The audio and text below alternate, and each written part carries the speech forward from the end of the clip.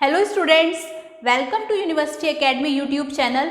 आज हम लोग periodic and semi periodic input to an LTI system के बारे में डिस्कस करेंगे। अगर हमारे पास कोई पीरियोडिक सिग्नल है, if we have periodic signal we can represent, तो हम उसे रिप्रेजेंट कर सकते हैं इट एज फोरियर सीरीज। हालांकि Fourier series, Laplace transform, Fourier transform हम लोग फर्दर आगे क्लास में डिस्कस करेंगे। अभी हम सिर्फ यहाँ ये देख लेते हैं Fourier series. So we can say that वो इक्वेशन है हमारे पास x t is equal to summation t is equal to minus infinity to infinite a के e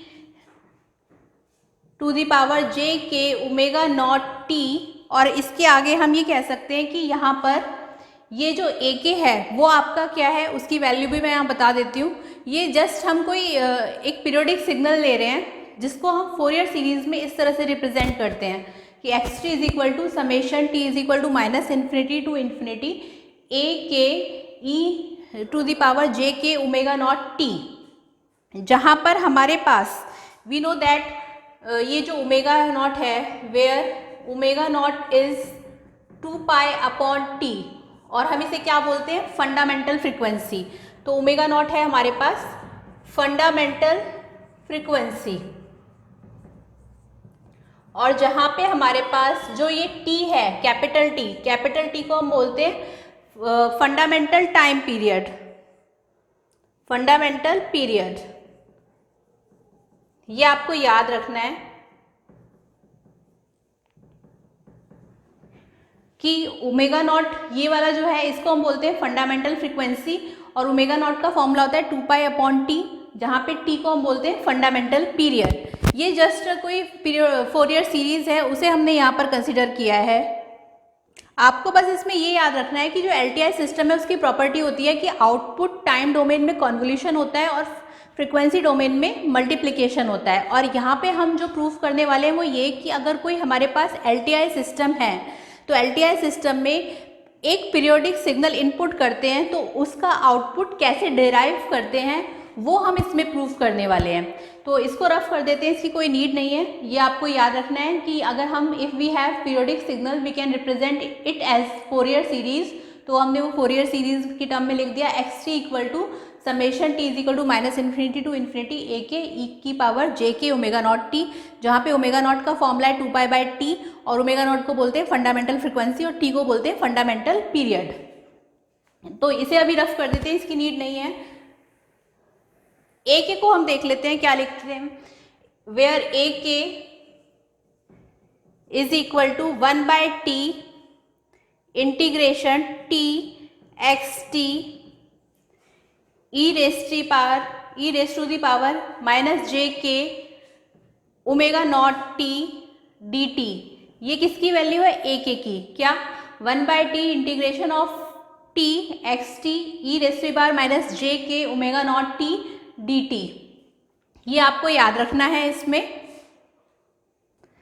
अगर इस सिस्टम को एलटीआई सिस्टम को इनपुट देंगे तो रिस्पांस जो है वो इक्वल आएगा signal Fourier transform multiply by Fourier transform of impulse response, जिसे हम ये बता सकते हैं कि इम्पल्स रिस्पांस जो है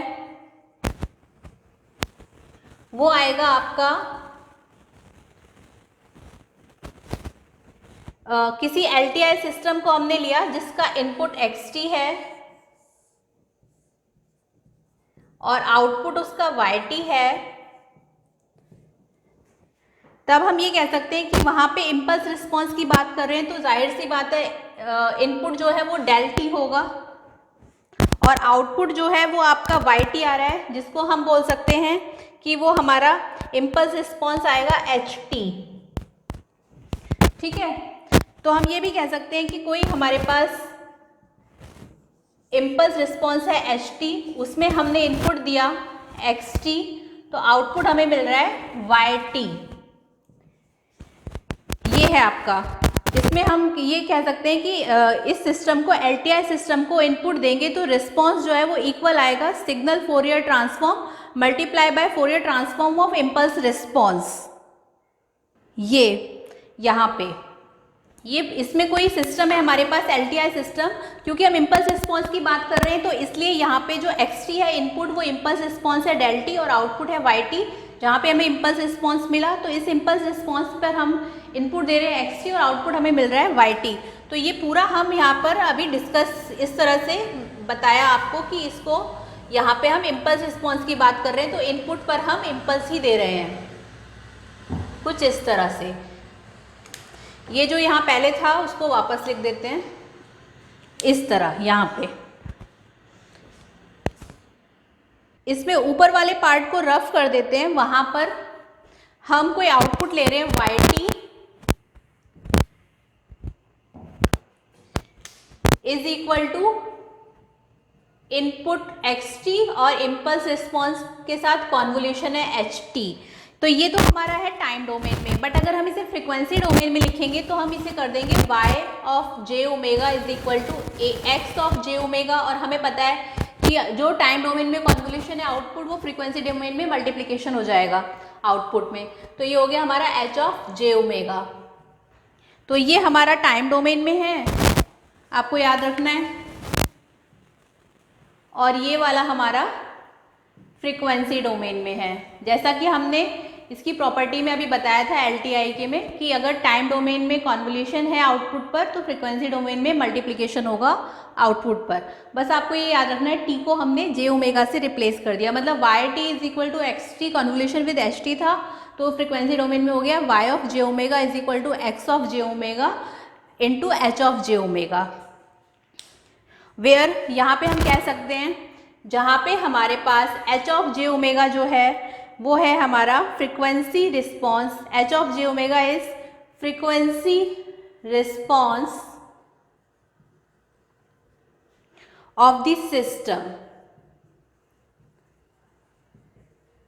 आपका ये तो इनपुट है, ये आउटपुट है, ये इनपुट है और ये आपका frequency response of the system है h ऑफ j ओमेगा। इसे रफ कर देते हैं।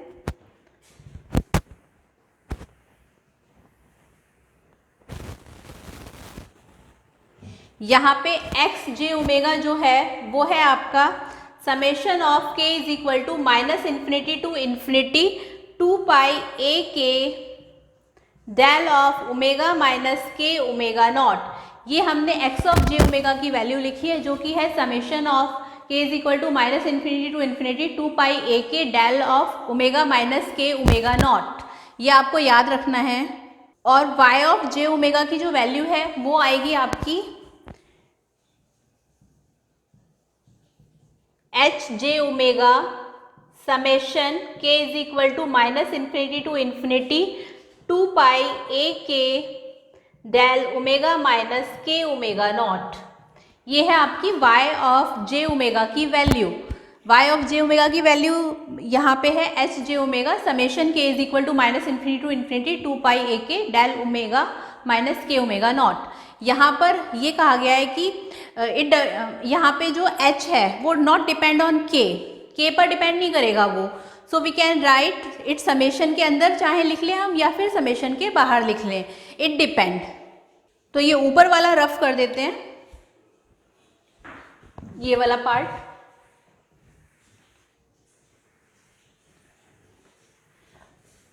और क्योंकि h not depend on k so we can write like summation के अंदर चाहे लिख लें इसे चाहे समेशन के बाहर लिख लें, तो हम इसे लिख सकते हैं y of j omega like summation हम पहले अब बाहर ले लेते हैं minus infinity to infinity, then it will come like this 2 pi a k del omega minus k omega naught then h j omega like this. Okay, तो दोनों equation same है ऊपर भी और नीचे भी। और यहाँ पर डेल फंक्शन जो है यानी कि इम्पल्स जो है डेल फंक्शन तब ज़ीरो होगा जब ओमेगा की वैल्यू k ओमेगा नॉट होगी। तो हम ये कह सकते हैं कि h is non zero for k omega naught. so H J omega replace with H J K omega naught. So we can write it like this. Now हम इसे लिख सकते हैं summation k is equal to minus infinity to infinity 2 pi A K del omega minus K omega naught H J K omega not. क्योंकि हमने यहाँ पे इसको रिप्लेस कर दिया है. हमने यहाँ क्या बताया कि अगर हमारे पास यहाँ पर डेल फंक्शन तब ज़ीरो होगा जब omega equal to K omega naught होगा. H is non zero for K omega naught. So H J omega replace with H J K omega naught like this. ये इक्वेशन आ गई है. इसको rough कर देते हैं. अब नाउ इनवर्स फोरियर ट्रांसफॉर्म हम ले रहे हैं. Inverse Fourier transform. जिन स्टूडेंट्स को अभी ये नहीं समझ में आ रहा है फोरियर सीरीज फोरियर ट्रांसफॉर्म, उनको जब मैं फोरियर सीरीज फोरियर ट्रांसफॉर्म कराऊंगी तब वो ये डेरिवेशन देखेंगे तो उन्हें अच्छे से ही समझ में आ जाएगा. लेकिन अभी क्योंकि ये आपका इस यूनिट का पार्ट है before Fourier transform Fourier series, तो आपको ये पढ़ना पड़ेगा क्योंकि ये यूनिट में आ रहा है. तो नाउ हम यहाँ पे इन्वर्स फोरियर ट्रांसफॉर्म ले रहे हैं. तब हम यहाँ पे जो वाई जे ओमेगा है क्योंकि अभी फ्रीक्वेंसी डोमेन में है, तो फ्रीक्वेंसी डोमेन में है, तो जब हम इन्वर्स फोरियर ट्रांसफॉर्म लेंगे तो टाइम डोमेन में हो जाएगा. तो ये आ जाएगा आपका Y T is equal to summation K is equal to minus infinity to infinity A K H J K omega naught E to the power J K omega naught T. जहाँ पे जो डेल है वो आपका inverse Fourier transform है, तो हम ये कह सकते हैं वो फ्रेजर बन जाएगा. तो आपको ये याद रखना है कि जब हम इसका इन्वर्स फोरियर ट्रांसफॉर्म ले रहे हैं तो पहले Y j omega frequency domain में था. इन्वर्स फोरियर ट्रांसफॉर्म लेके वाई टी हमारा टाइम डोमेन में जब हम ले रहे हैं तो वाई टी है हमारा summation K is equal to minus infinity to infinity A K H J K omega naught E raise to power J K omega naught T. ये यहाँ पर जो मैथमेटिकल एक्सप्रेशन है ये आपको ये बताता है कि जो पीरियोडिक सिग्नल होते हैं उनका जो फाइनल आउटपुट होता है एलटीआई सिस्टम में जाने के बाद वो ऑलमोस्ट उनके इनपुट से मैच करता है. बस हम ये कह सकते हैं कि फोरियर सीरीज कोफिशिएंट जो है वो बस वो स्केल हो जाता है. सो हम यहाँ पे ये बताना चाह रहे हैं इसमें, जब हमने इसका एक बार और देख लेते हैं कि जब y ऑफ जे ओमेगा निकाला वो ये आया फ्रीक्वेंसी डोमेन में, उसको जब इन्वर्स फोरियर ट्रांसफॉर्म कर दिया तो वो टाइम डोमेन में y ऑफ t आ गया, ये वाली वैल्यू यहाँ पर. और इस वैल्यू में ये बताया हुआ है कि ये मैथमेटिकल एक्सप्रेशन में जो पीरियोडिक सिग्नल होते हैं उनका जो फाइनल आउटपुट होता है एलटीआई सिस्टम में जाने के बाद वो ऑलमोस्ट उनके इनपुट से मैच कर जाता है. बस फोरियर सीरीज कोफिशिएंट जो है वो स्केल हो जाते हैं यहाँ पर. तो इसमें हम यहाँ पे इसे रफ कर देते हैं. ये पूरा आपका डेरिवेशन है, आपको इसी तरह से करना है जैसे कि यहाँ बताया जा रहा है. तो इसमें अगर सपोज आपके पास कोई एलटीआई सिस्टम है, उस पर अगर हम कोई इनपुट दे रहे हैं एक्स टी और हमें कोई आउटपुट मिल रहा है वाई टी, तो हम कह सकते हैं कि जो वाई टी है वो आपका x t convolution with h t है.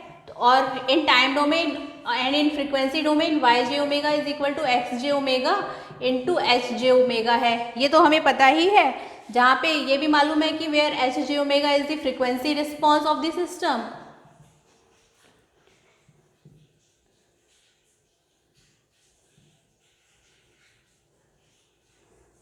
और एक्स टी और वाई टी की वैल्यू हम ऑलरेडी डिस्कस कर चुके हैं कि हमारी क्या वैल्यू थी. आपको बस ये याद रखना है. इसमें एक्स टी की और वाई टी की वैल्यू हम ऑलरेडी डिस्कस कर चुके हैं तो उसे अब नहीं बता रहे हैं. बस हमें ये याद रखना है कि जब भी हम सिग्नल प्रोसेसिंग करते हैं किसी भी सिग्नल की, चाहे वो एलटीआई हो या ना हो, तब हम इम्पॉर्टेंट प्रॉपर्टी देखते हैं कि वो एनर्जी ऑफ दिस सिग्नल, जो उसमें इम्पॉर्टेंट प्रॉपर्टी है वो हम देखते हैं. क्या? Energy of this signal. मतलब कि जितनी एनर्जी हम इनपुट पर दे रहे हैं उतनी हमें आउटपुट पर मिल रही है या नहीं मिल रही है. तो ये बताता है हमें डिफरेंस. ये डिफरेंस बताता है कि सिस्टम एनर्जी इनपुट से ले रहा है या दे रहा है. तो वो उसका फॉर्मूला हम यहाँ देख लेते हैं. वो फॉर्मूला है हमारा एनर्जी फॉर पीरियोडिक सिग्नल वो हम ऑलरेडी डिस्कस कर चुके हैं अपने प्रीवियस क्लासेस में, जो कि होता है हमारा summation minus infinity to infinity x T का मॉड का होल स्क्वायर डी टी। तो ये हमारा है एनर्जी फॉर पीरियोडिक सिग्नल, और इसको हम लिख सकते हैं इस तरह से 1/t माइनस, इसको इंटीग्रेट कर देते हैं t से x ऑफ t का होल स्क्वायर का मॉड डी टी। ये आपका फॉर्मूला है for energy for periodic signal.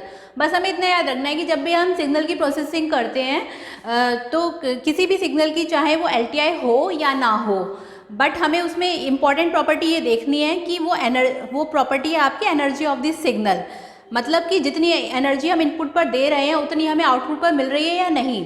और ये सब हमें बताता है डिफरेंस, ये डिफरेंस बताता है कि सिस्टम एनर्जी इनपुट से ले रहा है या दे रहा है। तो उसके लिए energy of this signal find करना ज़रूरी है, तो वो हम फाइंड करेंगे इस फॉर्मूले से, एनर्जी फॉर पीरियोडिक सिग्नल, जो कि है आपका 1/t integration t mod of x T का मॉड का होल स्क्वायर डी टी। तो हम यहाँ पे कह सकते हैं we can also calculate time domain of Fourier. अब इसमें क्या है, हम we can also calculate in time domain of Fourier series coefficient, और टाइम डोमेन में एनर्जी हम कैलकुलेट कर सकते हैं, और फोरियर सीरीज कोफिशिएंट में एनर्जी कैलकुलेशन का जो रिलेशन होता है वो हमें पार्सेवल्स थ्योरम में मिलेगा। तो पार्सेवल्स थ्योरम देख लेते हैं, अब इसे रफ कर देते हैं।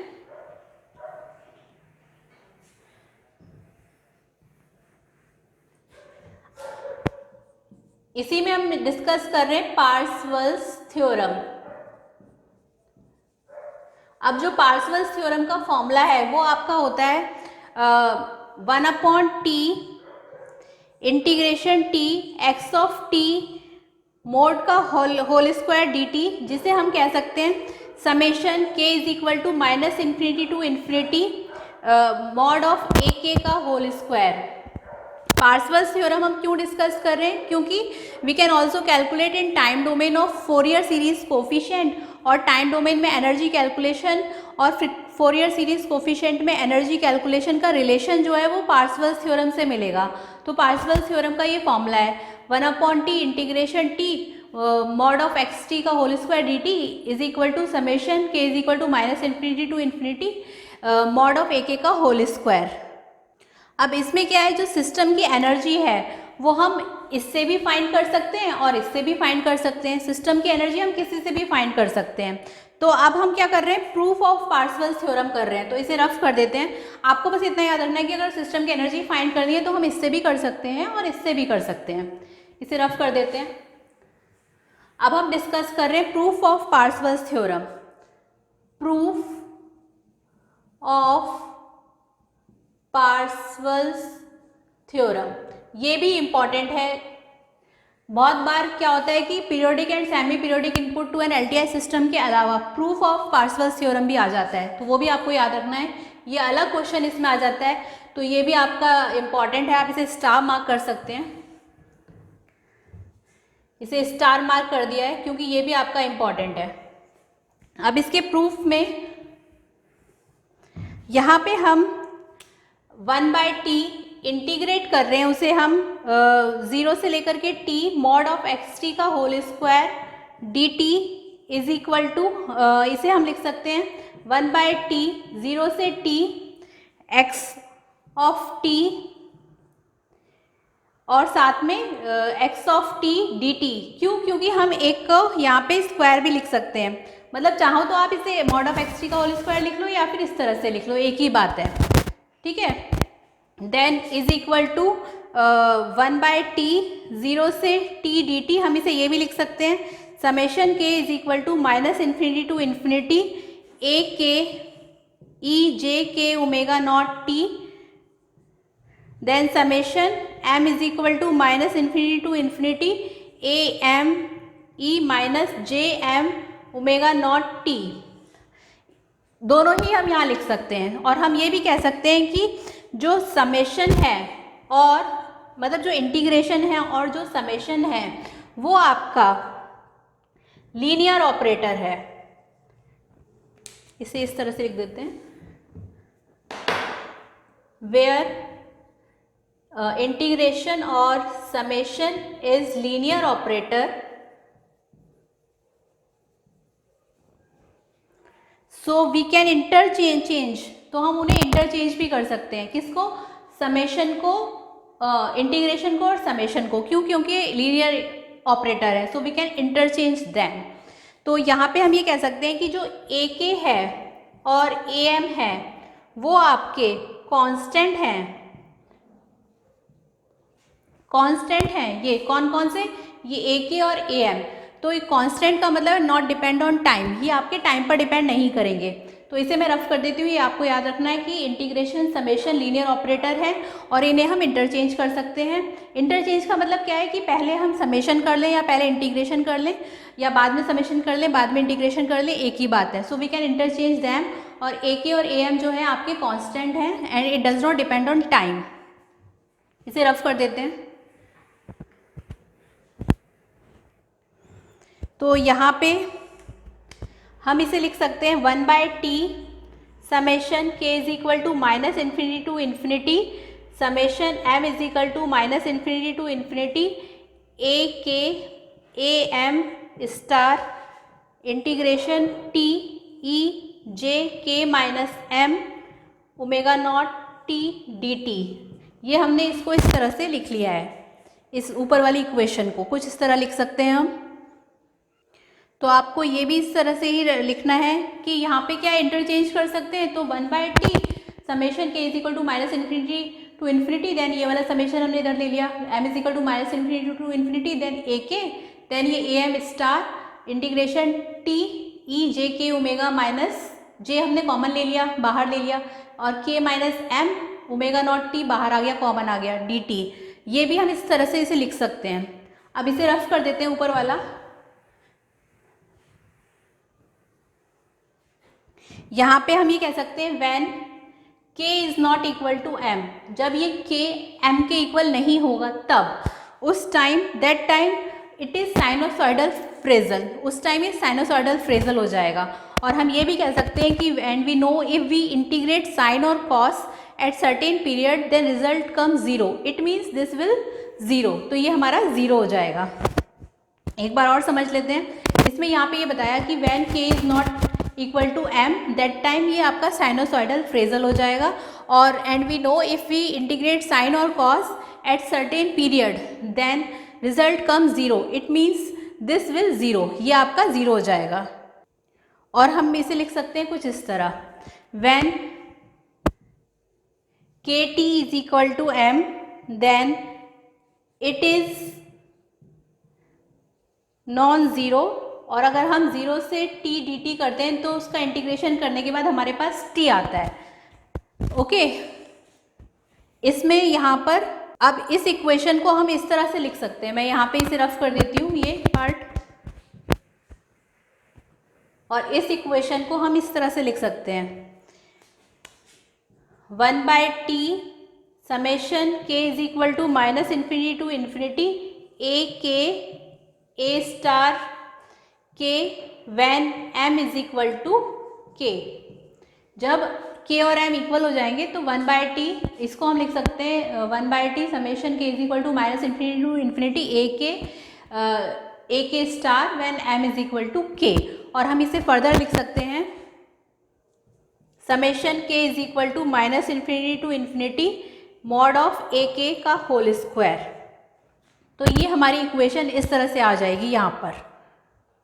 और इस पर हम ये भी कह सकते हैं कि अगर सिंपल वे है, ये simple way to find energy और power of given signal by two method, तो इसे हम रफ कर देते हैं। जो इसमें सिंपल मेथड है एनर्जी और पावर को फाइंड करने का ऑफ द गिवन सिग्नल, वो दो मेथड हैं। वो हैं आपके, एक तो है इंटीग्रेट इन टाइम डोमेन और दूसरा मेथड है आपका समेशन इन फ्रीक्वेंसी डोमेन।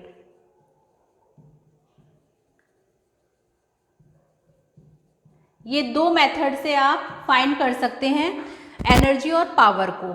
एनर्जी और पावर को जब भी फाइंड करना है तो आप या तो उन्हें इंटीग्रेट कर लें टाइम डोमेन में या समेशन कर लें उनका फ्रीक्वेंसी डोमेन में। ये दो मेथड आपको याद रखने हैं। ओके, तो ये आपका ब्रीफ इंट्रोडक्शन था of LTI system. LTI system के बारे में ब्रीफ इंट्रोडक्शन था कि जब हम पीरियोडिक सिग्नल इनपुट करते हैं तो आउटपुट जो है आपका कैसे बिहेव करता है, इसमें वो हमने इसमें डिस्कस करा। नेक्स्ट क्लास में हम आगे के टॉपिक को डिस्कस करेंगे, तब तक आप इसे अच्छे से पढ़ें। अगर आपको कोई भी डाउट है तो आप मुझे कमेंट सेक्शन में जाके बता सकते हैं, और इसके आप hand written notes description box से डाउनलोड कर सकते हैं। अगर आपको हमारा ये यूट्यूब चैनल पसंद आया तो उसे ज़्यादा से ज़्यादा लाइक, शेयर और सब्सक्राइब करें। Thank you.